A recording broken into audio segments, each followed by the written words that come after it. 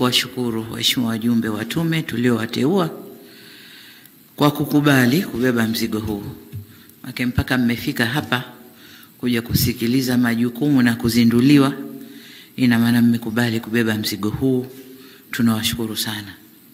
Tunajua ni mzigo mzito tumekupeni, lakini kwa sifa zilizotajwa hapa tunajua mtaweza kwenda kuutekeleza.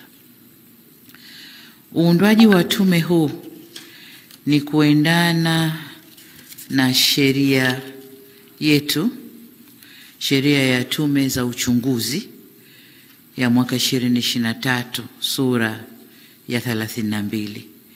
Ndio inanipa mamlaka kuunda tume mbalimbali za kufanya uchunguzi wa mambo mbalimbali ndani ya nchi yetu.